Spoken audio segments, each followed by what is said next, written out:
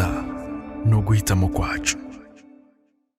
Ikaze kuri Beta Life Show, murakoze cyane. Nitwa Kayiranga Eric, nonge kandi kubatumira kugira ngo mudukurikire uyu munsi.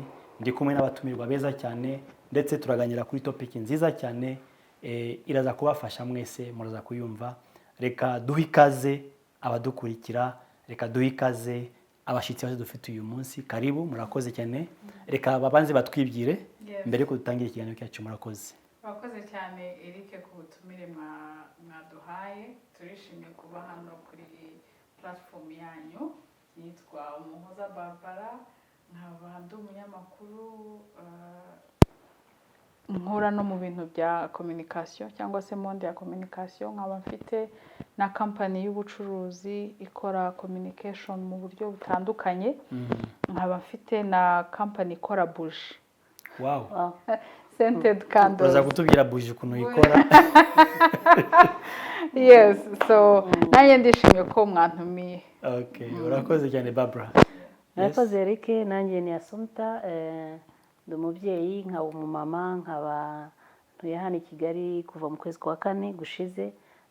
Naje kuhakora umurimo wa consultance en communication psychosociale, mfatanya cyane cyane n'abana bafite kubatwa n'ibiyobyabwenge, gutiya ababyeyi batandukanye mu buryo bwo kuakompanya abo bana mu bibazo bagenda bahura nabyo. Nicyo nkaba narabaye muri communication, travail social na thérapie bita Gestalt. So ibyo nibyo nanjye nashatse kugabana n'igihugu cyanjye cyambyaye. Ndashima Imana cyane ko mfite abantu babiri b'abahanga muri communication. Umwe ni communication, undi ni communication psychosociale. So murakoze cyane. Uyu munsi mfite topic nagerageje kubasharinga mbere yuko duhura muri kiganiro kivuga ku babaye abana bahandi tuba ababyeyi bino, cyangwa mu rurimi rw'igifaransa nabita mbivuga ngo ni conflit générationnel. Ababyumva mu gifaransa barabyumva neza, ariko ndashaka kubaza mbanje kuri Barbara, iyi sije uyumva gute? Babaye abana bahandi natwe turababyeyi bino. Iri complex. Yes. Iri complex kubera ko ni nabyo bihe turimo. Turi mu bihe bigenda bigaragara ko hari generational gap igenda iba nini. Hari n'impamvu nyinshi zitandukanye igenda iba nini, kandi hari n'ibibazo byinshi tubona bigenda biva muri iyo generational gap. Ariko nsubiye kuri iyo nteruro uvuga, ababyeyi aho bicaye baricara bakavuga ko se uriya n'umwana wanjye, ni uwanjye, n'umwana ahari, ariko papa mama ni njye wamureze uyu mwana. Nyine umubyeyi ashatse uriya mwana ni njye wamureze, ni uwanjye. Umwana nawe ariko papa na mama batekereza gute ibintu batekereza. Gusa ibyo byagiye bibaho imyaka yose yabayeho. Generation ikuze n'intoya hari ahantu zidahurira, ariko ubu ngubu hari ibintu bitandukanye bituma iyi gap iba nini, kandi n'urubyiruko rurimo rurakurira muri iyi gap, rurimo rurakura na challenges cyangwa ibibazo byinshi bitandukanye, ku buryo ntabwo twakwicara tukavuga iyi phrase gusa tudatekereje icyo tuyikoraho, cyangwa se ari abana babedike, ari n'ababyeyi babedike about this gap and what to do. Thank you. Assumpta, urayumva gute topic? Barbara yabirangije, ndumva yabigezeho byose, ariko icyo nakongeraho gitoya gusa nuko kuri iyo gap cyangwa se iyo difference ya generation, ibihe ni koko byabayeho kuva na kera. Nkatwe twize mu myaka ya kera cyane secondaire, nge nayirangije muri 82, ni kera cyane. So urumva n'icyo gihe twagiraga de conflit n'ababyeyi ariko zidasa n'iziki gihe.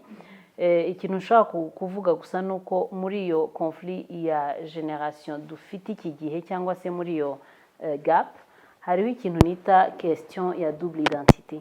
Nuvuga ngo abana bafite ukuntu biidentifia na monde ya technologie, noneho natwe tukabidentifia na monde classique uko twakuze abakera barakubwiraga ati abana kujya ku ishuri umukobwa kujya ku ishuri ni ikibazo amashuri agenewe abakobwa gusa abahungu gusa nako noneho iyo ntambara ikabaho ariko nayo ikaba muri iyo generation ariko ubu ngubu ibyo ntibigihari abantu bose baremerewe kujya ku ishuri umukobwa cyangwa umuhungu turarwana ku ma egalite ariko hamwe n'ibyo ikintu kigoye cyane nuko dufite icyo kibazo cya identification cyangwa se identité abantu bagenda bafata yabaye double ndumva niko ngiye numva iyo topic ese twinjiye noneho neza muri topic habaho uburere bwiza n'uburere bubi ese niba buhari butandukanye gute ngewe nk'umubyeyi ndavuga nk'umumama ufite abana bakuze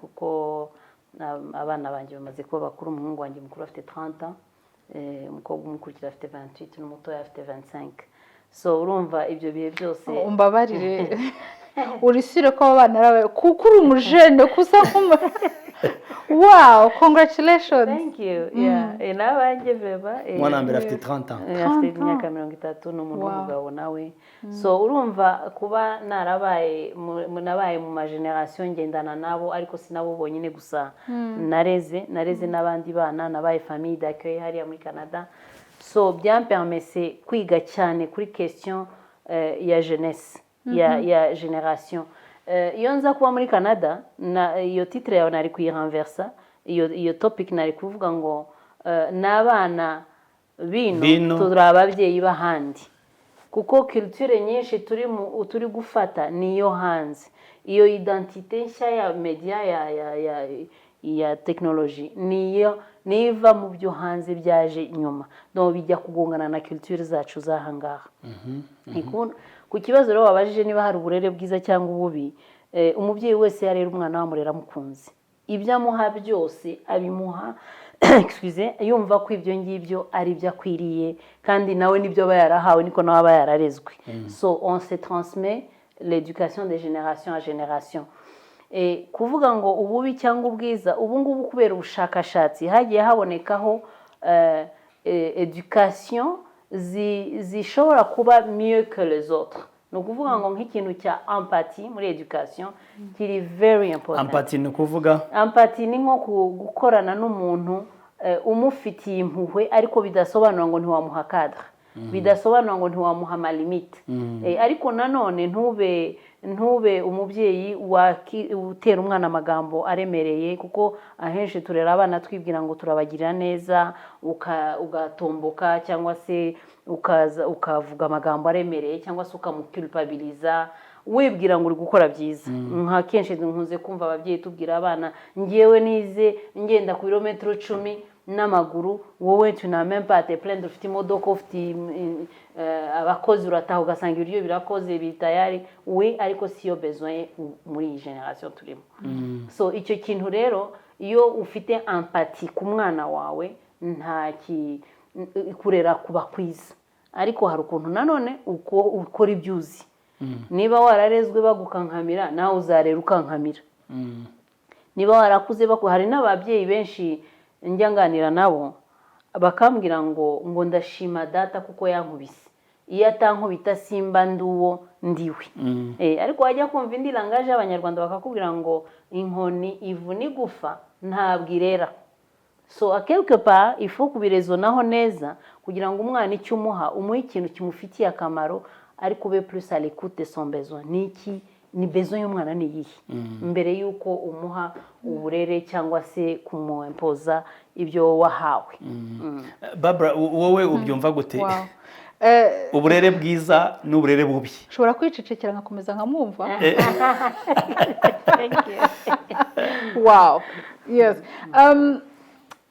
nkuko yarabivuze umubyeyi arera umwana azi ko ibyo amuha ari byo byiza twese tuzi ko turera abana bacu neza urinde se we kugira ngo umbwire ko ndera umwana wanjye nabi igipimo ni iki so ntabwo navuga ngo hari uburere bwiza cyangwa uburere bubi kuko twese tuzi ko we are doing a great job that's one two uburere cyangwa se icyo twita uburere duha abana buri influenced n'ibintu byinshi bitandukanye ndazana icyo gisobanuro kuri case yacu hano mu Rwanda.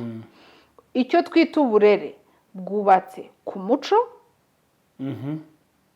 nawo tutazi neza, tutanasobanukiwe neza, tutanumva neza. Uwo muco nawo tukiraho muri angle y'umuco, uwo muco nawo uragenda uhinduka cyangwa wagiye unahinduka kubera technology, kubera amateka, kubera ibintu byinshi.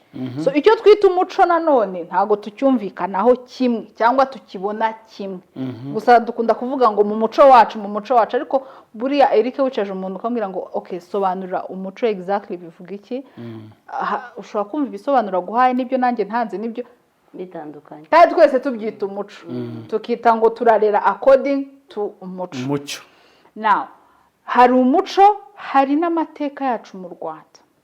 Iyo ntekereza uburere, ntekereza umuco, ntekereza amateka yacu mu Rwanda. Hakaba n'indangagaciro. N'indangagaciro, yes. Ku mateka yacu rero twagiye amateka yacu twese abanyarwanda turayazi. Hari jenoside yakorewe abatutsi yabaye. Abanyarwanda bari mu Rwanda icyo gihe mbere ya jenoside n'ibyo banyuzemo muri jenoside, bafite uburyo bo bumva uburere bitandukanye nuko jewe wavukiye i Burundi nkakurira i Bugande nzuburere. N'uwakuriye muri Congo, it's different things. Yego. Urabyumva ko uburere first of all ababyeyi bose bazi ko barera neza, ariko ibyo bita uburere bifite ibintu in the background bitandukanye. Noneho turaje dutuye mu Rwanda, twubatse igihugu, u Rwanda rwaravutse bundi bushya. We are redefining, turimo kuredefinisa nimba we have redefined Rwanda, we have redefined ubunyarwanda, we have changed everything. Turi muri generation irimo gushaka indi identity, another identity, another definition of uburere. Icyo twita uburere. Now challenge ihari nuko muri uko kuzana icyitwa uburere turimo turubaka, hariho external factors zaje, hariho technology advancement, hariho social media, hariho voyage, abantu kugenda hanze, traveling, guhaha imico y'ahandi. So uburere ni iki rero? Ngeyo ntekereje uburere, ntekereza muri perspectives ebyiri. Icyo nakwita uburere bwiza according to me, kuko haruza kukurikira avuga ati Fiase wavuze n'ibiki, ariko je according to me uburere bwiza bwubakiye first of all kuri the beginning of a family. Umuryango wahereye, watangiriye, ninde watangiye umuryango? Nk'umukristo ngeyo ntekereza umuryango, ntekereza Christian values, indangagaciro z'ubumana, nizo ndeba mbere na mbere. Mu ndangagaciro z'ubumana harimo ubumuntu, harimo urukundo, harimo kubaha, harimo byinshi tuzi ntari butondagure, sibyo? Izo ndangagaciro z'ubumana ziri cross cutting, ntizireba ngo uri umunyarwanda, ngo uri umurundi, ngo iki, ziri universal. Gutoza umwana kutabeshya, n'umuzungu atoza umwana we kutabeshya. Respect is universal. Yego. Kubaha umuntu ukuruta, it's universal. So ngeyo ntekereza uburere, ntekereza ndarera kuko umwana mfite Imana yaramuntije. Abana mfite abahungu babiri. Abana mfite Imana yarabantije. Yahisemo kubampa, hari abandi batarababona bagitegereje. Yego. So mfite impano ikomeye cyane za human beings, ibiremwa muntu Imana yampaye ngo ndabaguhaye ubafasone, ubagire uko bakwiye kuba nk'uko giye mbitekereza. Impamvu nabaguhereye, ndashaka ko wowe dufatanya kugira ngo babemo icyo natekerezaga mbarema. So inshingano za mbere no kubaza Imana, aba bana bazabiki, aba bana urashaka ko bamera gute?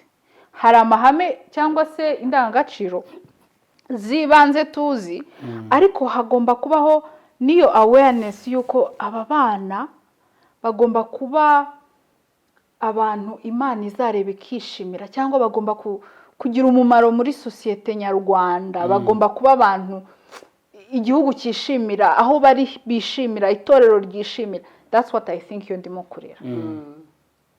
So mbigisha ibintu bijyanye n'icyo kintu ntekereza. kubera ko indangagaciro zawe ari ukwizera ari umukristo. Kubera ko indangagaciro zanjye ari ukwizera, ubwo urumva ko umusiramu urimo kutureba ashaka kuvuga ati buriya ntabwo ari uburere bwiza. Niyo mpamvu natangiye kubwira ngo we can't say ngo this is good, this is bad. Ariko hari ibiri universal. Yego.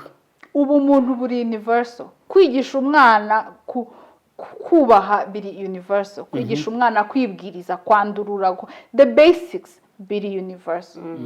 Asumta wowe utubwire, ndaza kugusubiraho tumukanya.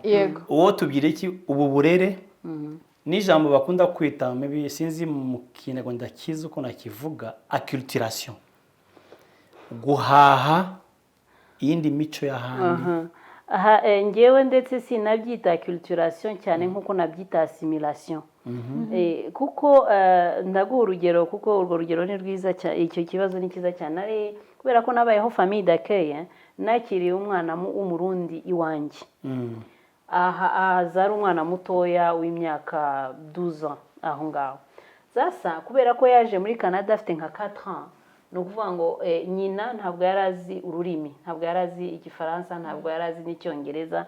So agirana ibibazo bya conflit yo kumvikana n'umwana. Hariya rero haba ikintu cya droit de l'enfant gikomeye cyane, baramumwambura, biba ngombwa ko bamuplace muri famille d'accueil baramuma. Ariko bamushakiye umuntu ufite culture iri proche niyi. Urumva sindi umurundi ariko les cultures ziregeranye. Noneho umwana yari yarabaye icyo wita culture cyangwa se icyo ngiye nita assimilé.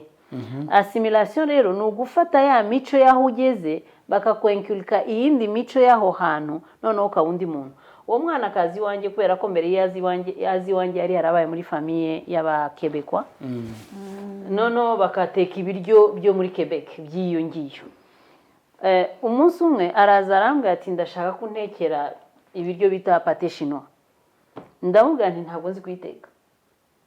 Ndamubwira nti ariko mushatse nagutekera ibindi, isombe, ibiryo byacu.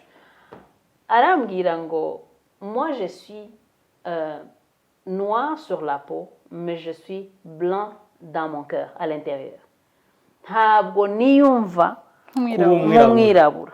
Ibyo bintu byawe by'amasombe n'imiceri n'ibishyimbo ngo ntabwo binkorera. Ndashaka pâté chinois, ndashaka bya biryo bya culture namaze kwa doctor yanjye. Nuvuga ngo icyo cyari kibazo nagombaga gutravaya n'uwo mwana kugira ngo azagera ahantu yumva ko ari umwirabura n'ibiryo byabo ari culture ye. Ko kenshi naganiraga nawe wabyo buri he kuba yiyumvamo uwundi muntu umuzungu atari umuzungu. No kuvuga ngo iyo wakomeje kwibeshya sur ton identité ugakomeza kwishyiramo utari we réellement, bidasobanura ngo ntushaka gufata gukopi ibintu byiza biri mu zindi culture, ariko ntibigomba kugutandukanya n'uwuriwe. No kuvuga ngo ibaze uyu munsi nje hano mu Rwanda nkakubwira ngo I'm a white woman, ntabwo numva ibintu mukora kuko muri abirabura cyangwa muri abanyarwanda muzabona ko ntabwo nzafitinga, kandi aha niho mfite source zanjye, niho racine zanjye ziri. Urumva uwo mwana kera najya gushaka umugore azajya gushaka uw'iwabo, kuko za culture z'abazungu azasanga noneho zigonganye nawe atarize nécessairement. Benshi bararongora abagore b'abazungukazi bagera mu rugo bikananirana kuko abazungu ntibamubona nk'umuzungu, bo bamubona nk'umwirabura. Nawe akababona nk'abazungu, noneho akabasha noneho kwidentifia muri we wa vrai. Agashaka ngo wa muzungu akore nk'uko nyina yakoraga, nk'uko yabonye nyina ngiye wamureze nkora. Niba ngiye ndi umugore wubaha umugabo, nawe uwo muzungu kazi nawe agomba kumwubaha. Niba hari manière umugore w'umwirabura akoresha kuganira n'umwana n'umugabo, donc uwo mwana nawe nicyo ajya ku expectinga ku mugore. So acculturation cyangwa se assimilation ni ikintu kitakorera abantu neza muri recherche ya identité rero iyo umwana afite confusion ya identité il faut kumufasha kugira ngo ibe clair nese ushobora gufata ibintu byiza by'ahandi ariko ntabwo ari ngombwa ngo wiyambure kuba wowe so numva ari cyo nagusubiza kuri iki kibazo cya ubonye uko twarezwe kera nuko abana bakigiye barerwa ubona hari itandukaniro hagati y'ubwo burere bubiri rirahari biransubiza ku cyo nari ndimo mvuga ntararangiza yego ntitwakwirengagiza ko uko twarezwe bifite positives ariko bifite negatives so hari ibintu twatojwe nkunda kuvuga ko biri toxic byangiza byatwangije nubwo tuvuga ngo uriya mwana ntiyarezwe kubera ko adakurikiza ibi n'ibi ariko in actual sense biri toxic uburyo twaganirizwaga nk'abana cyangwa twabonye ibintu biba mu rugo kuko nanone reka nkubwire iyo dutekereza uburere hari ubwo twibaza ngo umubyeyi ahita atekereza ni ibiki mbwira umwana gukora ni iyihe guidance muha ariko buri burere bwa mbere umwana ahabwa buva muri observation of you uburere bwa mbere umwana ahabwa ushobora kubyita ibintu bitandukanye ariko ibintu umwana akwigiraho niyo mico yiga nibwo burere so we are the models kandi twebwe the models we are giving them niyo natwe twahawe uko tubaganiriza niko natwe twaganirijwe uko twabaye treated niko so I always go back nkavuga nti so ibyo nahawe byose se cyangwa ibyo wowe wahawe was it right byari byiza nta bintu ugaya ubu ngubu aho ugeze aha nta bintu ugaya nta bintu uvuga uti iyi mico si myiza nubwo ariko tubikora iwacu gusa nyine ko ubunyarwanda n'ubunyafurika kazamo ukihagararaho ukihishira but is that right so iyo ntekereza rero uburere buratandukanye nk'ukuntu narezwe bitandukanye nuko ngewe ndera abana banjye nubwo I would like to think cyangwa njye nkunda kubwira ngo basi mfite ikinyabupfura basi sibyo I would like to think ko ababyeyi banjye they did a good job amashuri yakobereye ariko n'amashuri yaracontributed we pick these things tugenda tubitoranya ariko iyo ntekereza rero uburere bw'uyu munsi ndatekereza ukuntu naganirizwaga was it right ni ibiki byasenyutse muri jewe ni ibiki byankomerekeje in my upbringing uburyo narezwe ibyo nagiye ntora mu mashuri yes we pick things from school from friends ariko it always comes back home now iyo mvuga mu rugo rero nkuko nari mbivuze ngo children observe hari iyindi aspect ababyeyi cyangwa se imiryango itagitinda hari ikomeye cyane icontributinga mu burere relationship iri hagati ya papa na mama very important when we need to get tuvuga uburere we talk about these things papa na mama babanye gute bavugana gute bashwana gute how do they reconcile mama jera mu rugo gute papa jera mu rugo gute noneho bikarenga the relationship ya papa na mama bikaba extended family relationship tubana gute mu miryango iyo twahuye tuvugana gute because these things ibi bintu umwana arabyiga iyo uva muri famiye isabana itarama iseka I promise you cyane you grow up umeze gutyo papa bonheur mama bonheur rwose ibintu byose ibyo tukabyita uburere ariko actually ni model it's the model umwana yahawe ni kureberaho iyo ntekereza rero uburere ubwiza ububi wenda ashobora ntabisubije I would say umubyeyi udukurikiye cyangwa se n'utarabyara wowe uri mu ntoki umeze ute who are you as a model and what are you modeling to your kids nkunze no kongeraho nkavuga ngo wowe niba utazi uwo uriwe utazi identite yawe uwo mwana uramuha iyihe 2 urabwira umwana uti ndashaka ko uba umuntu w'igitangaza kuko façon dupushinga abana ni ukubagira the best version of themselves turashaka ko ba even the best versions of us or sometimes noneho umwana nawe ni wowe wareberaho akabona ntuva aho uri ariko urashaka ko agenda agakora indege so hari ibintu bimwe creating a conflict muri we so uramuconfusinga muri identite ariko the main reason nuko nawe yawe uri confused. You know uko we confuse our kids. Oh yeah, big time. Abana bacu turaba confusing. Gute muri ibyo bintu twavuga you are telling them what is different from what you do. Urabwira umwana ibintu bitandukanye n'ibyo ukora. Unywa inzoga uramubwira ngo ntazinywe. Niba ari uburozi wowe unywera iki? Reka nanjye ninywereho ko ntawe ubunywa. Hari ibintu bimwe biri contradictoire. Uramubuza gusuzugura wowe urasuzugura abashyitsi. Cyangwa abantu baza kwa kundi abantu bazindukira mu nzu iwawe mu gitondo. Urabizi ko nta muntu ukunda abantu bamusura saa mbiri mata. Saa mbiri mu gitondo akaza atakubwiye saa mbiri. Wowe uzi ko kuwa gatandatu cyangwa ku cyumweru abandi barasenga ariko kadufate kuwa gatandatu. Ukaba uzi ko kuwa gatandatu muraryama mubyuke saa mbiri saa tatu hakaza umuntu ntuza havuye saa moya bakawukomangira ngo hari umushyitsi kitotomba ukababura n'umwana muri koridori ukabapfuye abajyayo umwana arabirebye arabyumvise noneho ugeze imbere y'abo mushyitsi yo muraho nukuri twari tubakumbuye ntitwabaherukaga amakuru do you know what you're telling your child urimo urigisha umwana kubeshya urigisha umwana kuryarya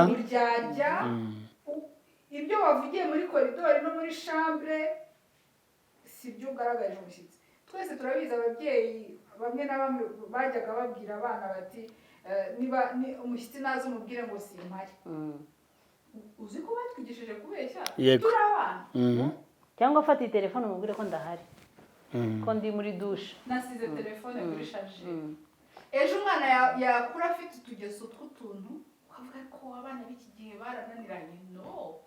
So we need to be the model. We are the model. We need to be the good models. So if we are going to be the good models, we need to face ourselves in the mirror. So murashaka kutubwira neza noneho yuko ibibazo abana bafite ubu ngubu ni ibibazo barazwe n'ababyeyi.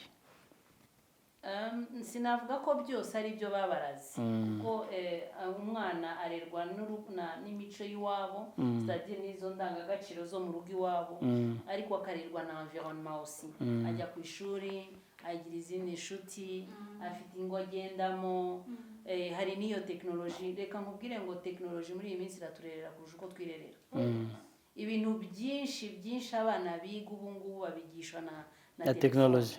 Ikindi tumaze kugera hantu telefone niyo le meilleur ami. Telefone yahindutse papa ihinduka mama. Umwana yatabonye abambere barerwaga n'abakozi abiki gihe nta nubwo babakeneye umukozi apfa kumutekera ibyo biryo igisigaye ni ya telefone iramuhaye na televiziyo hari na iPad iyo afite ibyo bintu umwana ubuzima bwe buri fe ariko ibiri muri iyo information communication est tellement transparente que ubu ngubu umuntu ashaka kwinjira no mu cyumba cyawe a partir y'ibi bintu nuvuga ngo education babaha ntabwo ziri filtre ibintu bakura muri ibi bintu ntabwo bifite filtre niyo mpamvu présence émotionnelle ya parent il est très important kugira ngo afiltre bya bindi si yose igaburira wa mwana ariko kubifiltra wa mugani nuko nawe aba ari filtre deje nawe agomba kuba azi ko this is not good this is good epi agomba kuba yanabihaye umwana agomba ikintu naje kubona uburere kurera c'est intentionnel. It's very intentional. Of course. You have to be intentional about everything. Abana nta kintu usiga mu kirere ngo kizikora. Kuko buri kantu kose kagira impact, kagira akantu gasiga muri wa mwana. Barbara, dusobanurire neza. Cartoon ku bana cyangwa dessin animé zifitiye impact ku bana bato.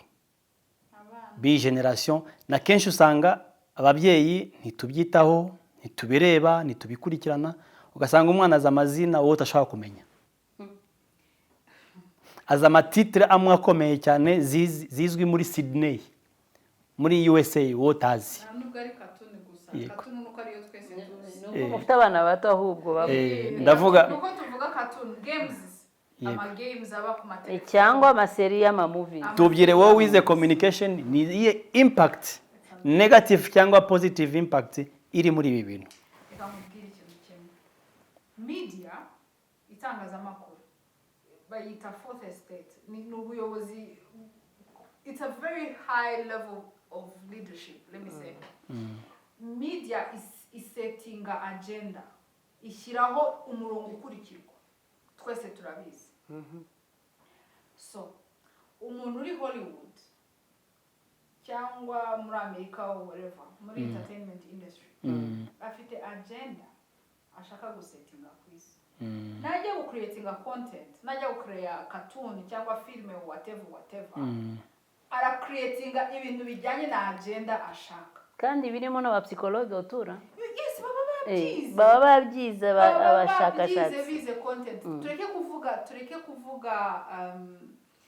kuvuga na cartoon gusa. Reka nkwereke.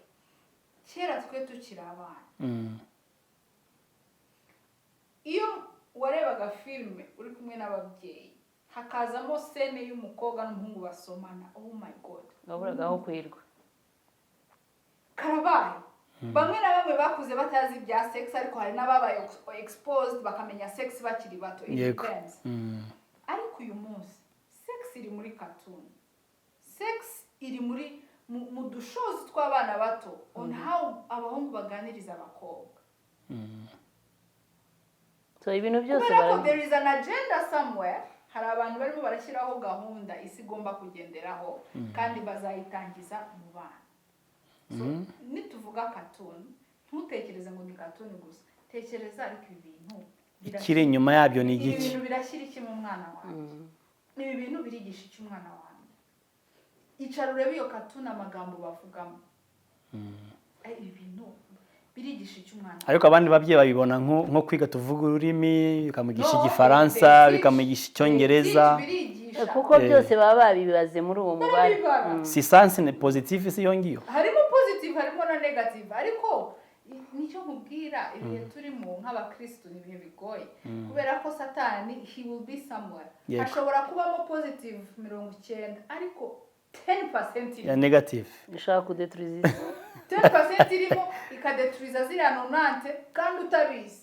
Kuva ariko ngo it's an educative show umwana wanjye ariga n'ibikini bike ariko so cartoon zirarangaza abana, zitwara spirits z'abana ko umwana aragenda akinjira muri televiziyo bikamutwara, ashobora kwigira mu rurimi ariko spirit ye yatwawe n'iki. Ari cyo ushaka kongeraho. Ikindi nuko uravuga cartoon gusa ariko cartoon itangira ari cartoon igakura ari série. Ubu ngubu mu ma addiction hari ku ba jeunes les adolescents hariho na addiction ya série. Yego. Série z'ama movies. Noneho ntiri no mu ba jeunes gusa n'abamama benshi. Yes. Ugasanga umubyeyi yataye umutwe akarara yicaye ari kuri série. Noneho mu gitondo ntabwo ukiri productive nk'uko wakagombye kuba productive cyangwa productive. Bisaba ngo urabona culture ya media yamaze yinjira mu misokoro. Noneho culture familiale iragenda izima. Umuntu umwe yaravuze ngo iyi si nidukomeza kugurisha ibi media ikagurishwa ngo abantu bazahera igihe kimwe babe des zombies. Kuko nta relation uzarebe iki gihe abana bose basigaye bandikirana twa dutexto nta muntu ugifata telefone ngo ahamagare baba kuri chat. Bana prefer chat. Iyo chat nayo bahinduyemo langage nuvuga ngo bafite slang yandikwa kuri chat, ntabwo bacyandika nk'ibyo bandika ngo phrase yose ayirangiza.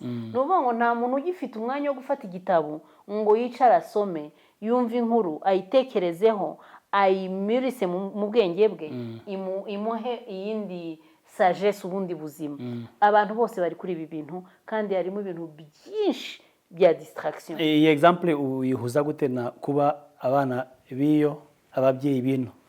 Nakubwiye ngo tugiye ku bana biyo cyane cyane ngewe iyo ndebye nk'abana mfashe nk'abana bo muri Canada tufata abana babaye immigrant baba muri Canada gusa deja ababyeyi bafite conflit zikomeye cyane n'abana bahariye kuko bagerayo bagashaka ntibiyentegre ababyeyi ntabwo biyentegra vuba bibafata igihe cyane bibafata igihe cyane kugira ngo bumve imibereho y'abana bahariya kandi umwana nawe yagera muri iyo societe akajumpinga direct ko hari amafacilite menshi no sino kwiyadapta gusa barakuvuga ngo hano hari facilite kubera ko umwana hari afite droit hano nta mwana ugira voix abana bacu ino on leur donne pas la voix hariya umwana agomba kugira ijwi so bamwigisha uburenganzira bwe guhera mu ishuri kandi mu ishuri gusa tinyako umwana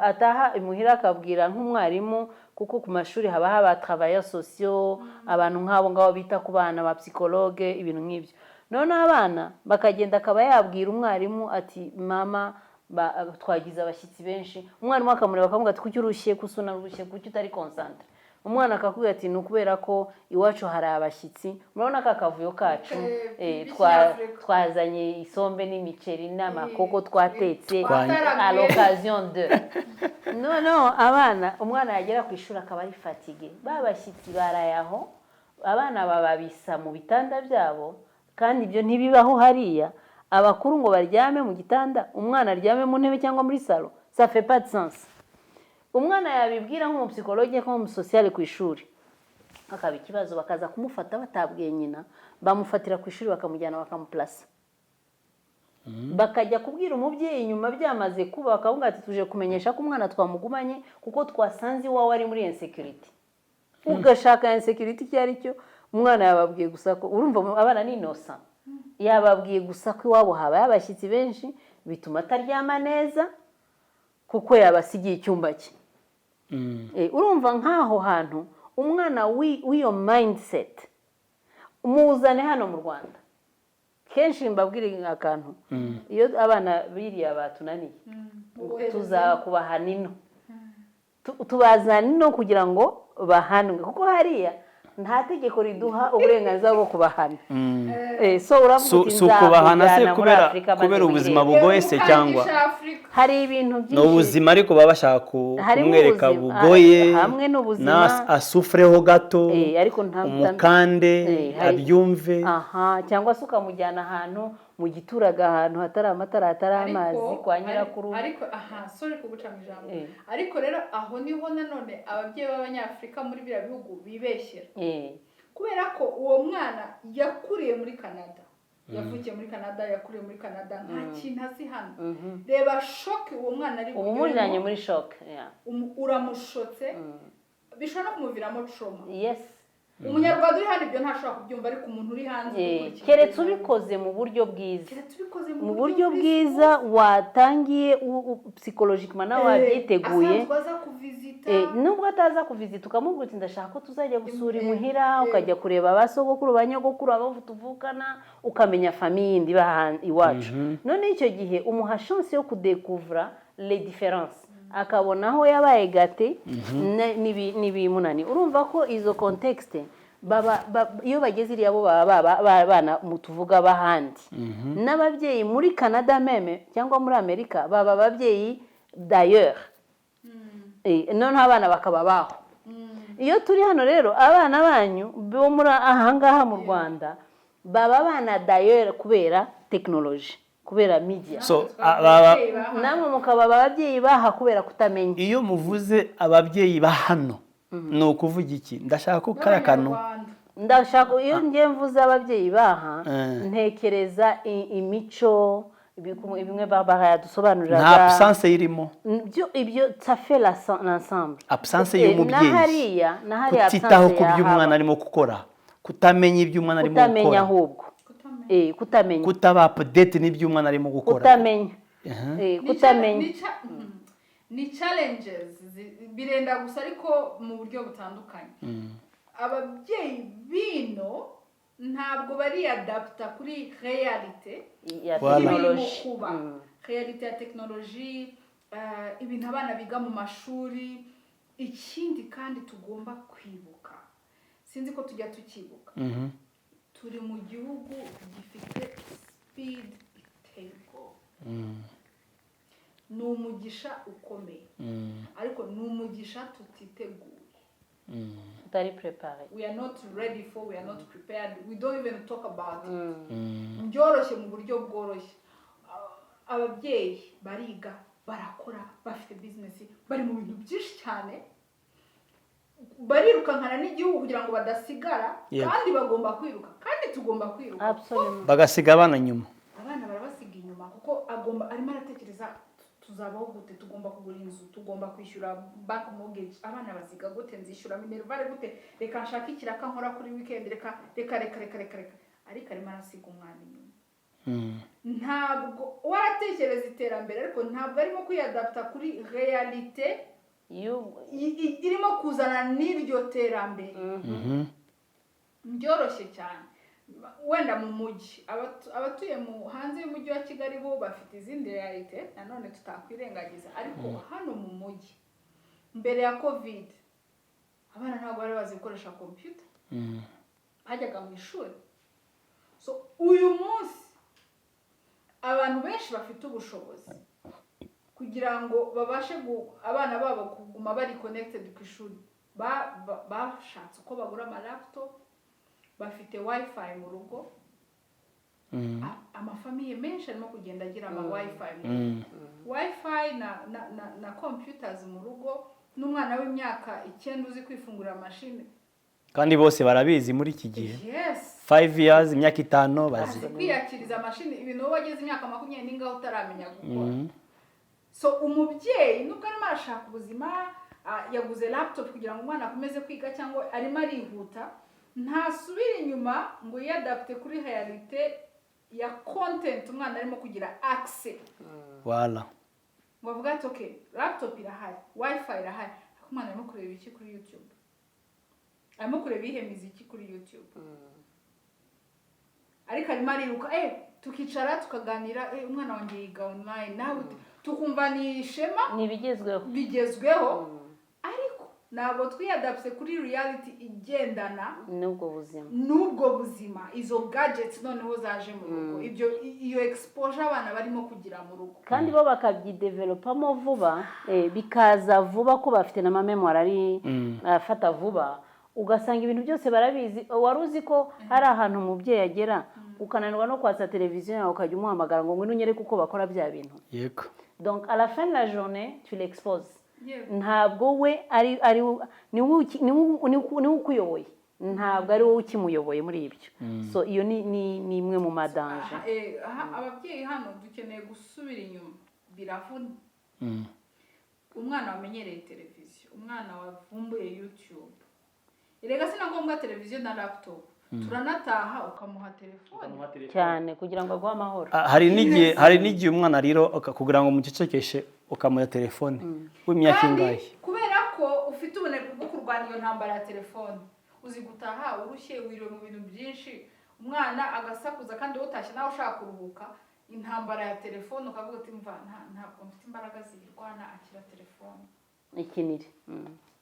Ni ikibazo gikomeye cyane. Uwo mwana azi kujya kuri YouTube, azi everything. No mubebe ariko they know how to find these things. Ntubirebe ejo n'ejo bundi umwana akagusubiza ikintu ukamwaduka ukamukubita cyangwa ukamupinisa ukavuga amagambo menshi ariko in actual sense niwe watamitse umwana ayo magambo agusubiza. hari izindi ngero peut-être usanga umwana yagize amahirwe ajya ku ishuri ryiza ariko ababyeyi bakaba batize.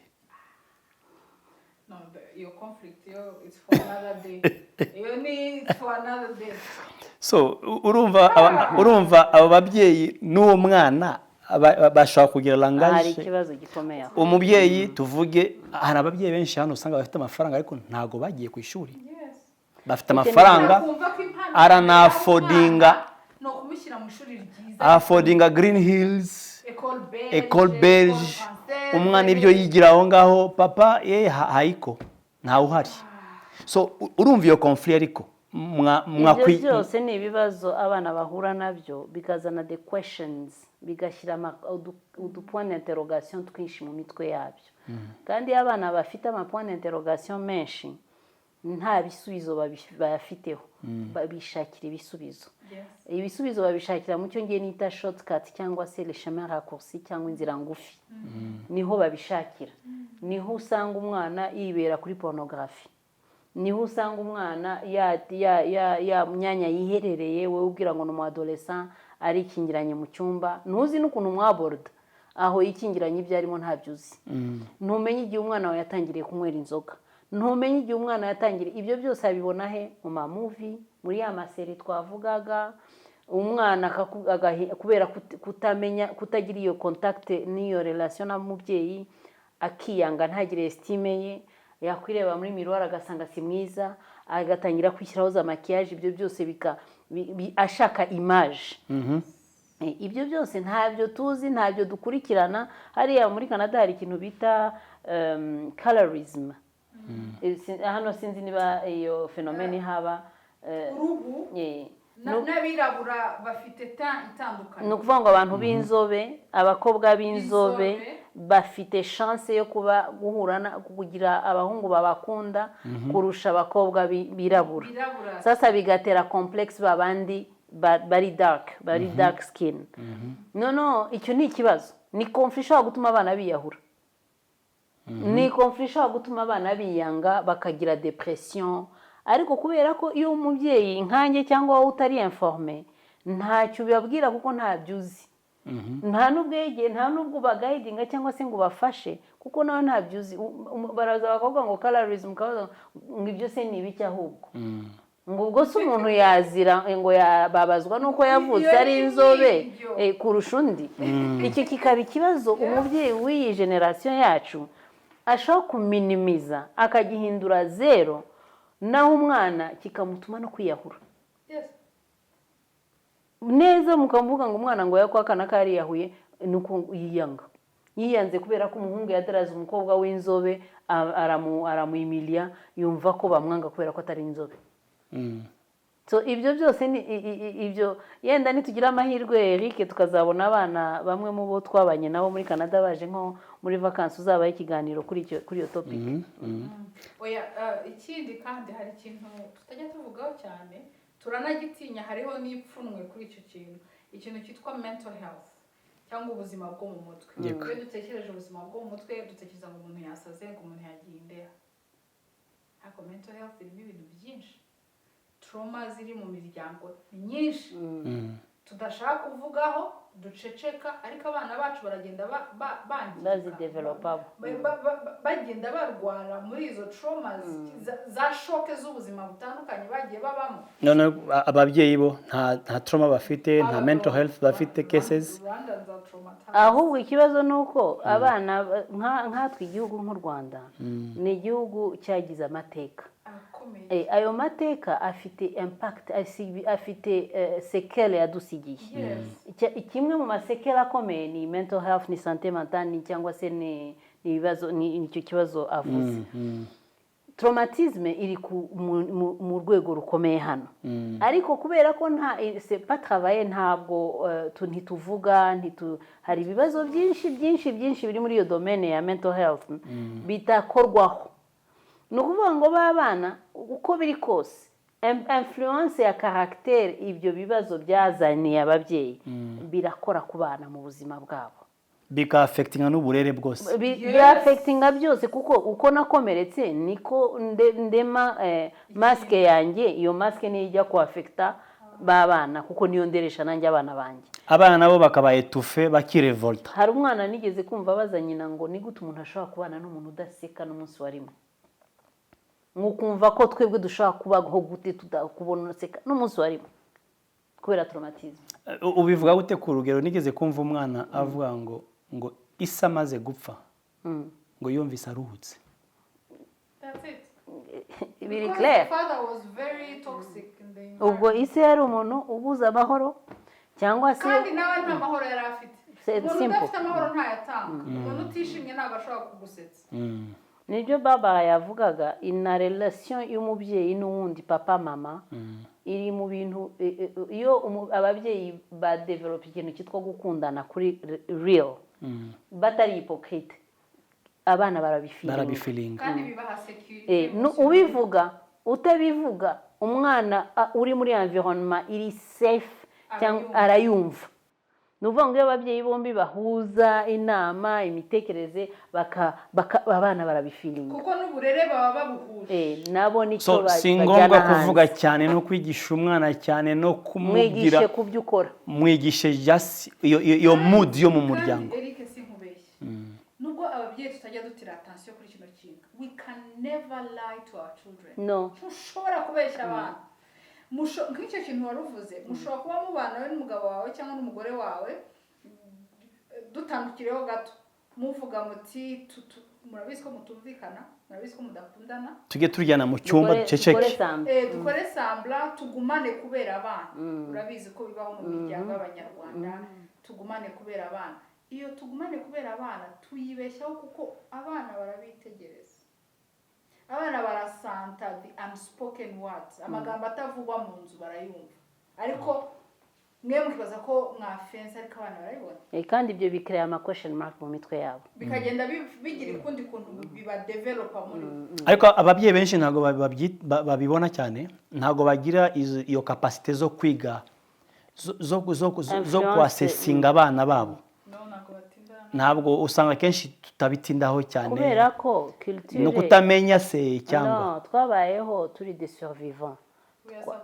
tubayeho twakuze twebwe ababyeyi ikibazo ni ibiryo ni ishuri naho kurara point final ikintu emotionnel ntabwo twagikozeho nuvuga ngo ubu ngubu abana bacu encore une fois à cause de l'information bo bari informés sur la question émotionnelle kandi bo bakavuga ati nous on peut savoir le besoin émotionnel dufite ariko abo tuyiha kubera ko batigeze bategwa amatwi ngo nabo bumvwe émotionnellement ntayo bashaka kuduha tout simplement hari umwana ngenzi wambwiye ati ça sert à rien de parler à mes parents ntacyo bimaze kubabwira kuko nzi neza ko batumva. Wow. Asumta mutu na Barbara murakoze cyane kuri bitekerezo byinshi bitandukanye. Ndumva twagira inama ababyeyi kuko ni nabo ntumva centre y'ibibazo byose biri hagati ya conflit générationnel umwanya umubyeyi yagomba kuba afite ugasetinga n'umwanya w'umwana. Jewe ndumva ariko nguko ndashaka ko mufata umwanya mukagira inama ababyeyi n'imiryango. Barbara. Ni byinshi gihe kintu nabwira ababyeyi babanze biyiteho. Pay attention to yourself. Banza wimenye. Iyemerere unatinyuke kwadresa biriya bipfuye muri wowe. Ziriya trauma ufite biriya bintu bigonganira mu mutima wawe, biriya bintu bikubuza amahoro. Kuko wabishaka utabishaka nibyo usohora. Voilà. Bibiliya iravuga ngo mu cyongereza ngo out of the abundance of the heart man speaks. Mu butunzi ufite mu mutima wawe nibyo uvuga, nibyo usohora. Ntushobora gusohora rero ibintu byiza udafite muri wowe. Kandi ntushobora ku expectinga ko umwana guha ibintu byiza utamuhaye. Yes. So dukora ikosa nk'ababyeyi kudemandinga gusaba abana ibintu tutabahaye. Umwana akaba confused, umwana akaba frustrated, ukamusaba ibintu adafite utamushyizemo. Kandi ntushake you don't want to own to be responsible yuko uwo mwana ntabwo wamushyizemo ibintu urimo kumusaba. So nkaba nabwira ababyeyi it's not too late. Imana igira restore imiryango, Imana igira restore relationships. Aho nkaba nabwira ababyeyi banza wirebe usorting out ukemura ibibazo ufite nurangiza ubisohoke muvuga uti ngiye guha umwana ibintu byiza ibiryo biri clean uburere buri clean. Ndagaruka kuri the foundation y'umuryango ni Imana indangagaciro z'ubumana hari biri basic. Nanone ntabwo twapfa kugira ababyeyi bose inama mu cyuka kubera ko bari kuri different stages of parenthood. Hari abafite abana bato nkanjye, hari abafite aba teenagers, hari abafite abangana nk'abawe, hari abashyingije, ni different levels. Ariko ikintu kiri cross cutting ni umutima w'umubyeyi. Yewe iyo ntekereza parenthood mpita ntekereza wowe nk'umubyeyi umeze gute, how are you, relationship n'uwo mubana uwo mwashakanye imeze gute, how has it affected you, cyangwa uwo mubana wo mwafectinze gute. Hanyuma abana barimo barakurira muri iyo environment murimo murabarira gute, murabahiki. Assumpta urakoze. Nanjye ikintu nabwira ababyeyi cya mbere no kwikunda no kumenya kwitaho. Cyane cyane icyo ndakibwira abamama kenshi bakunze kwitanga cyane kuko ahanini harimo hamwe na hamwe dusanga abapapa batariho, cyangwa se iyo banahari ugasanga rimwe na rimwe basa naho ibibazo by'abana ari iby'abamama. Icyo kintu kigatuma umubyeyi w'umumama afokasinga cyane, akatakaza energy nyinshi cyane kandi atayigaruza, ntamenye kwiyitaho.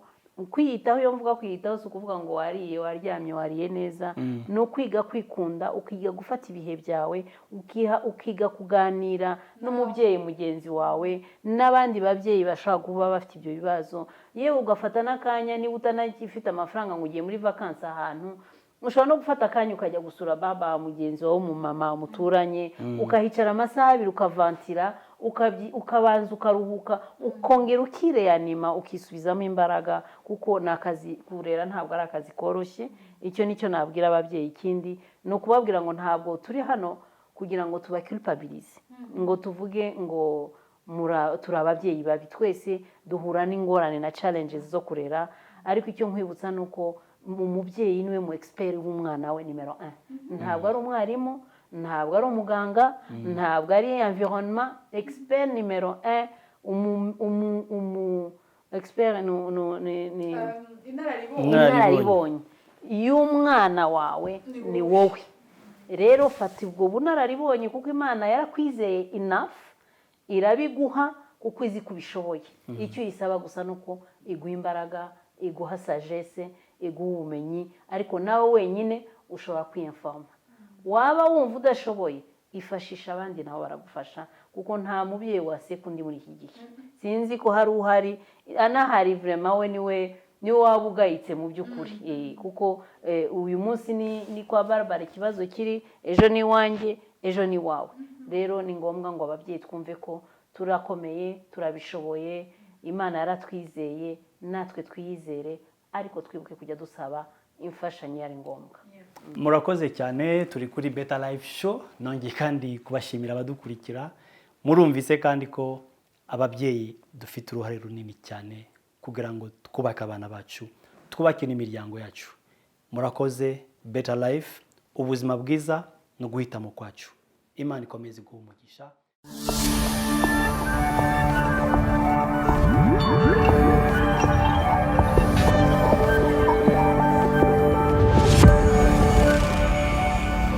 Better Life, ubuzima bwiza no guhitamo kwacu.